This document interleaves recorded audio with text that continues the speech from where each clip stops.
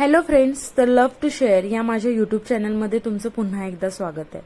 तर हा आहे श्रावण महिना आणि श्रावण महिना म्हटलं की तो असतो महादेवाला समर्पित। तुम्ही या महिन्यात जेवढी भगवान शंकराची उपासना कराल तेवढी तुम्हाला फलदायी असते आणि हा महिनाही सार्थकी जावा म्हणून तुम्ही शास्त्रात सांगितल्याप्रमाणे दान करायला विसरू नका।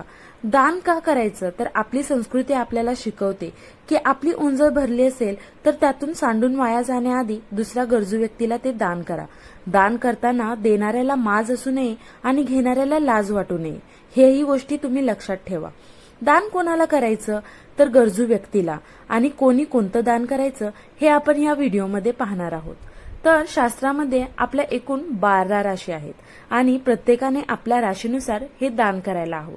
तर चला तर मग जाणून घेऊयात। तर पहिली रास आहे ती मेष रास। मेष राशीचे लोक स्वभावाने तापट असल्यामुळे त्यांनी या दिवशी दूध, दही, तूप, ताक यथाशक्ती दान करावं। दुसरी येते ती वृषभ रास। वृषभ राशीचा स्वामी ग्रह शुक्र असल्याने आपल्या क्षेत्रातील प्रगतीसाठी मंदिर, मठ, वृद्धाश्रम, अनाथाश्रमाला आर्थिक स्वरूपात दान करावं।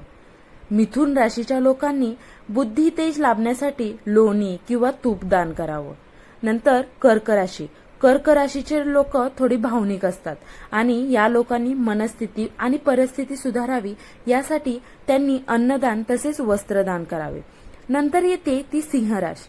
सिंह राशीचा स्वामी सूर्य असल्यामुळे त्यांनी तांब्याच्या वस्तू दान कराव्यात। नंतर येते ती कन्या राशी। या राशीचा अधिपती ग्रह बुध असल्याने त्यांनी शैक्षणिक वस्तूंचे दान करावे।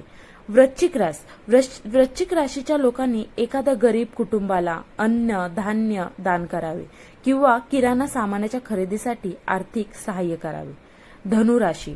धनुराशीचा स्वामी ग्रह गुरु असल्यामुळे या लोकांनी लोकरीचे वस्त्र किंवा उबदार कपडे दान करावेत। मकर राशी। मकर राशीच्या लोकांनी काळ्या रंगाच्या वस्तू तसेच वृद्धाश्रमाला आर्थिक दान करावे। कुंभ राशी। कुंभ राशीचा स्वामी हा शनिदेव असल्याने त्यांनी देखील लोखंडी वस्तूंचे, चपलांचे, उबदार कापडाचे दान करावे। मीन राशीच्या लोकांनी एखाद्या जोडप्याला जेवू घालावे किंवा अन्नधान्य दान करावे। तर या श्रावण महिन्यात तुम्ही ही संधी दवडू नका। तुम्हाला प्रत्येक कार्यात आणि क्षेत्रात यश प्राप्त होईल। धन्यवाद।